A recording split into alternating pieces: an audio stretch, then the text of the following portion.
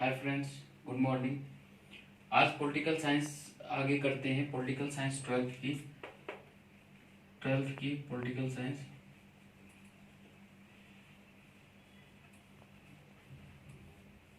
इसमें हमने देखा था शीत युद्ध।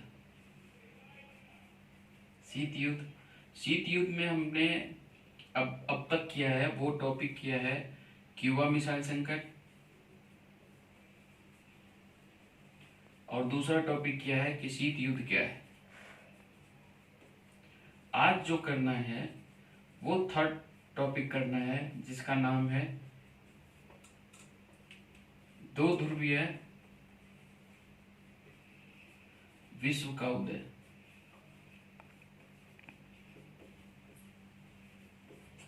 दो ध्रुवीय विश्व का उदय पढ़ना है। इसमें मुझको जो दो ध्रुवीय विश्व का प्रारंभ या उदय है, इसको देखने के लिए सबसे पहले एक कंसेप्ट देखना पड़ेगा। दो ध्रुवीय विश्व का उदय या प्रारंभ। जब द्वितीय विश्व की समाप्ति होती है,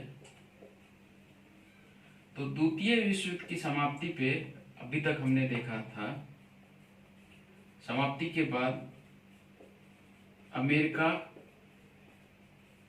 और सोवियत संघ, ये दो खेमा बना था महाशक्तियों का। और जो शीत युद्ध प्रारंभ हुआ था उसका जो कारण था, इन्हीं दोनों के बीच का शक्ति संतुलन था। और शक्ति संतुलन में कौन सर्वश्रेष्ठ बनना चाहता था, ये ही कारण था कि शीत युद्ध की प्रारंभ हुई थी। दोनों में सर्वश्रेष्ठ कौन है ये समझना, सर्वश्रेष्ठ बनने की होड़ ने शीत युद्ध को प्रारंभ किया था। तो अब यहाँ देखना है कि दो ध्रुवीय विश्व का क्या मतलब। दो ध्रुव, एक ध्रुव का क्या मतलब, ध्रुव, ये ध्रुव नॉर्थ, उत्तरी ध्रुव, दक्षिणी ध्रुव तो सुना होगा। नॉर्थ ध्रुव को अगर अमेरिका मान लूं और सोवियत संघ को साउथ पोल मान लूं, साउथ ध्रुव, दो ध्रुव हो गए। दोनों के बीच शक्ति संतुलन है, ठीक है।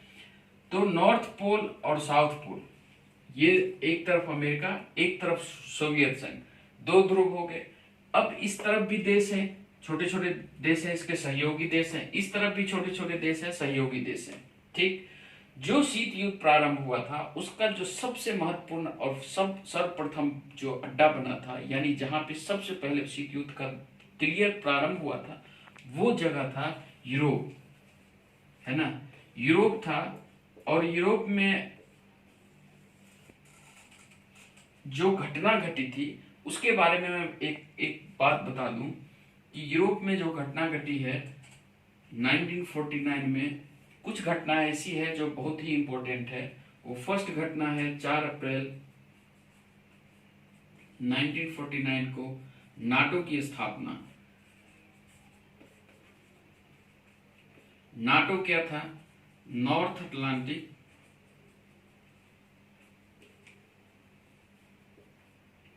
Treaty organisation.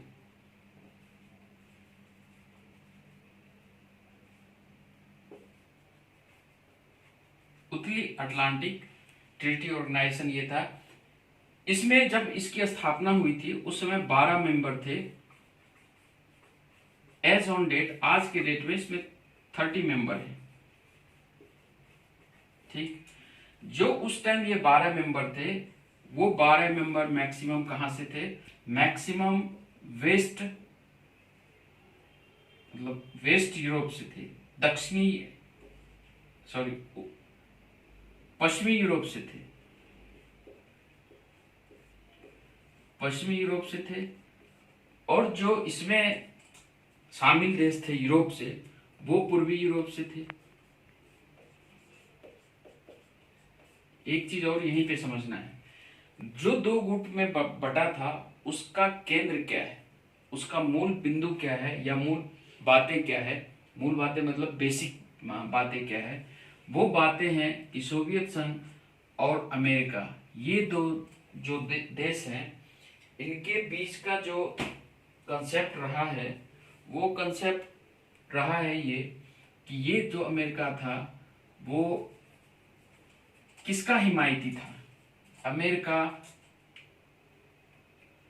उदारवादी, लोकतंत्र और पूंजीवाद का, और जो सोवियत संघ था वो था समाजवाद और साम्यवाद का हिमायती था।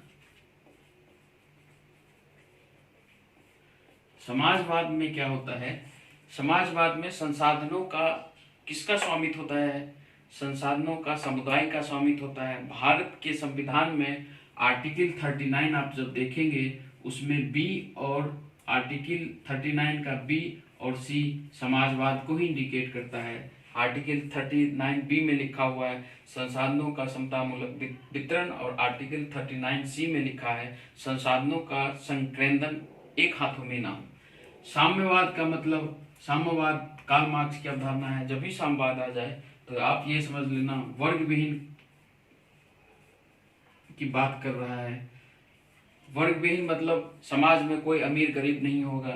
दूसरी तरफ ये सोच था उदारवाद लोकतंत्र, उदारवाद लोकतंत्र में अधिकारों का बात सर्वश्रेष्ठ होता है। दूसरा जो है वो आर्थिक और सामाजिक तरक्की की बात होता है, आर्थिक और सामाजिक तरक्की।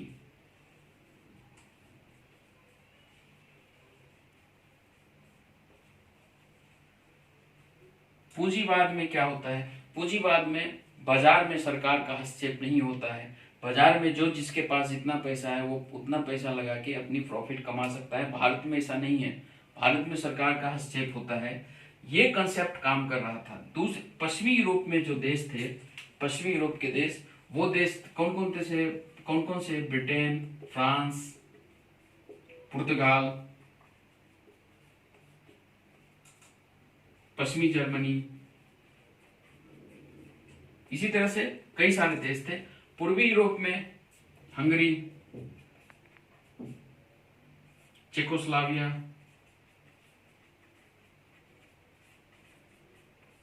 और भी सारी कंट्री थी। अब जो ये कंट्री हैं इसके मेंबर हैं और इसके मेंबर हैं, ये दो ध्रुव, ये एक संगठन बना लिया। जब ये संगठन नाटो बना है, नाटो बनने के बाद ही ये माना गया है कि संगठन बनना शुरू हो गया। और जब संगठन बनना शुरू हो गया तो जब ध्रुवों का गठन शुरू हो गया, देशों का गठन शुरू हो गया, तो कहा गया कि अब विश्व दो ध्रुव में बढ़ना प्रारंभ हो चुका है। इसके बाद एक और महत्वपूर्ण घटना घटी है 1949 में, वो जर्मनी का विभाजन हो गया था। जर्मनी का विभाजन हुआ था, एक तो पश्चिमी जर्मनी, एक तो पूर्वी जर्मनी। पश्चिमी जर्मनी और पूर्वी जर्मनी पे सोवियत संघ का अधिकार, पश्चिमी जर्मनी पे अमेरिका के सहयोगियों का, अमेरिका का अधिकार। ये घटनाएं हैं, ये घटनाएं घटी। ध्रुव का जो उदय होता है, प्रारंभ होता है, उसमें और भी कई चीजें थी। वो कई चीजें क्या है,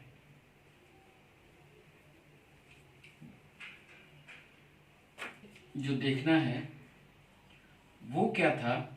जब नाटो की स्थापना हो गई, जर्मनी का विभाजन हो गया, आगे क्या हुआ, आगे और भी कई चीजें हुई। जैसे चर्चिल का नाम सुना होगा, उन्होंने अमेरिका से कहा था कि जो साउथ ईस्ट एशिया है, साउथ ईस्ट एशिया में कौन कौन सी कंट्री हैं, साउथ ईस्ट एशिया में जो इंडोनेशिया, थाईलैंड, म्यांमार, सिंगापुर, ये सारे कंट्री है ना, फिलीपींस, ये सारे साउथ ईस्ट एशिया में आते हैं।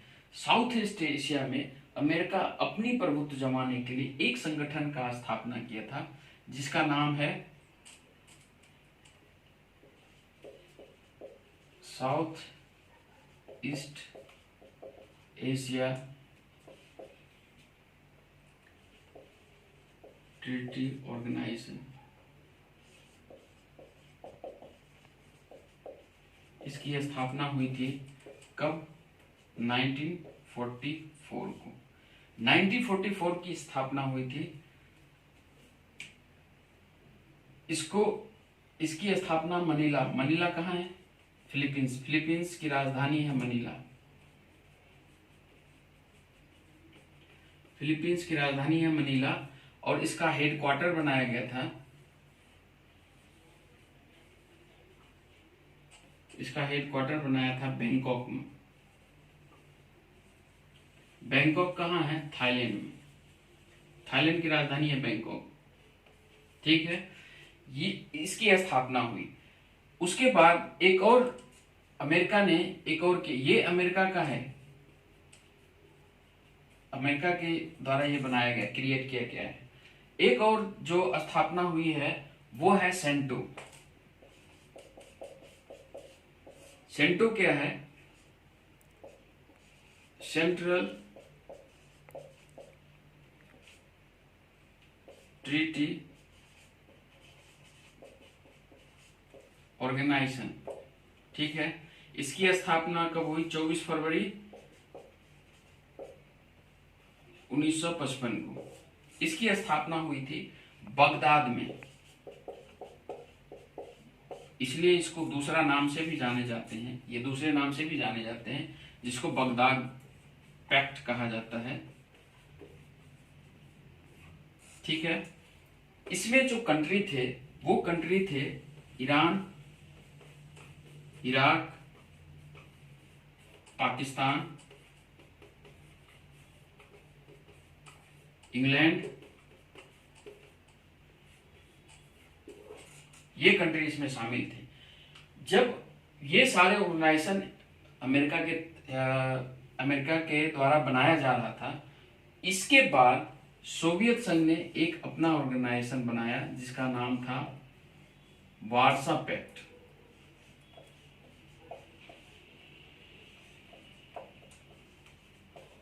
ठीक, ये कब?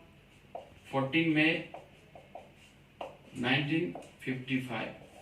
अब यहाँ देखने वाली बात एक है, गौर करना, देखने वाली बात यह है कि जब इतने ऑर्गेनाइजेशन बने, इस जो ये ऑर्गेनाइजेशन है, इसमें दो चीज आप लोगों को ध्यान देना, एक नाटो, एक वार्सा, ठीक, एक ये और ये। इसकी स्थापना 1949 में हुई थी, इसकी स्थापना 1955 में हुई थी। इस दोनों के जो आधार थे, इसमें जो सदस्य देश शामिल हुए थे, उनका ये कहना था, या उस ऑर्गेनाइजेशन या उस संधि में ये बात लिखी गई थी, जिसमें ये बात थी कि अगर किसी देश पे हमला, किसी भी एक देश पे, इस ऑर्गेनाइजेशन में अगर बहुत सारे सहयोगी देश हैं, उस सहयोगी देश में से किसी भी एक देश पे हमला होता है तो ये माना जाएगा कि उस समूह के सभी देशों पे हमला है और उसके विरोध में ये सारे देश मिलकर उसके विरुद्ध कार्रवाई करेंगे। इसी कंसेप्ट पे वार्सा का भी स्थापना हुआ। ये भी वही कह रहा है कि अगर सोवियत संघ के किसी भी सदस्य देशों के जो उसके तरफ थे, उनमें से किसी भी देश पे हमला होता है तो वो सब पे हमला माना जाएगा और उसके विरुद्ध कार्रवाई की जाएगी। ये एक बात थी। दूसरी बात क्या थी, जब इतने ऑर्गेनाइजेशन बनने शुरू हो गए तो हर क्षेत्र में देखा आपने, सेंट्रल एशिया, उसके बाद साउथ ईस्ट एशिया, है ना, उसके बाद यूरोप, मतलब हर जगह विश्व के लगभग हर इंपॉर्टेंट क्षेत्र में ऑर्गेनाइजेशन क्रिएट हो गया था। अब ये बात उन लोगों को बहुत सताने लगी थी जो अभी अभी स्वतंत्र ही हुए थे, जैसे घाना, इंडोनेशिया, ये सारे देश हैं जो अभी उस टाइम स्वतंत्र ही हो रहे थे। उनको ये बात सताने लगी कि अगर हम अगर विश्व महाशक्ति की तरफ जाएं तो हमारा आर्थिक और राजनीतिक विकास क्या हो गया, अवरुद्ध हो जाएगा। इसी सूरत में जो उदय हुआ था जिस संगठन का, उसका नाम क्या था आप लोगों को पता ही होगा, गुटनिरपेक्ष, है ना। इसी दौर में गुटनिरपेक्ष का प्रादुर्भाव होता है। खैर, यहाँ पे ये बात सोचने वाली ये है कि आखिर दो महाशक्ति थे, आखिर दो महाशक्ति हैं, दो महाशक्ति हैं, एक अमेरिका, दूसरा सोवियत संघ।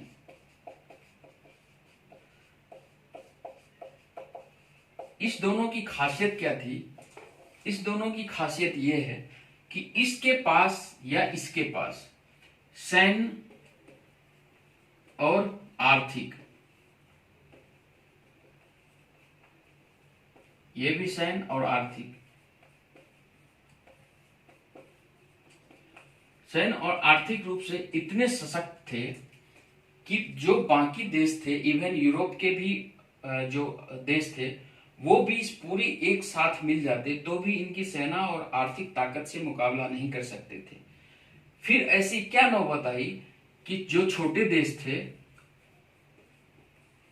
देशों को अपने में मिलाना शुरू किया। ये भी वही काम करता था। छोटे देशों को अपने में मिलाने के पीछे जो तर्क काम करता था, वो जो सबसे इंपॉर्टेंट तर्क है, वो तर्क ये था कि इसको छोटे देश से क्या मिल जाता, भू क्षेत्र मिलेगा। भू क्षेत्र मिलने से क्या होगा? भू क्षेत्र मिलने से संसाधन, संसाधन क्या? तेल और खनिज, है ना। उसी तरह से क्या मिलेगा? आर्थिक मदद,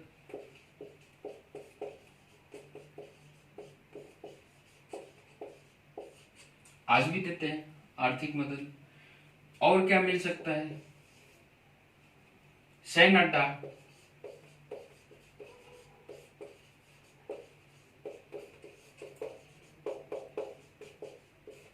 स्थापित करने के लिए जगह। इसी तरह से जो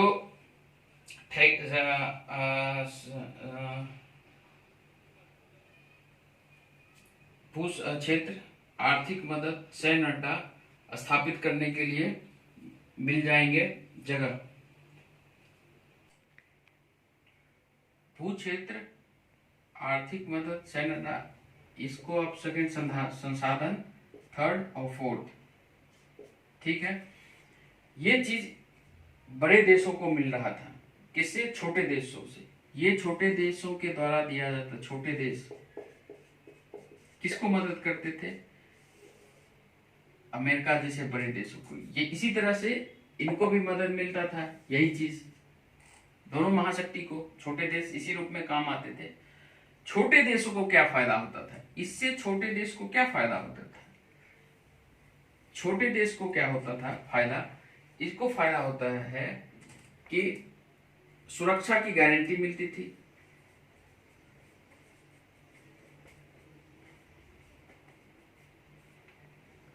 और आर्थिक मदद, और सुरक्षा, हथियार, ये चीज इनको मिलते थे, ठीक। तो दोनों का हित इसमें शामिल था, इसलिए गठबंधन बन रहे थे। इतने गठबंधन बनने के पीछे यही कॉज था। आगे क्या है कि जो देश शामिल होते थे, ठीक, या इसको यही रोक देता हूं, जो नेक्स्ट सब टॉपिक है ना, उसमें करवाता हूं, ठीक है ना। नेक्स्ट टॉपिक में भी करवाता हूं।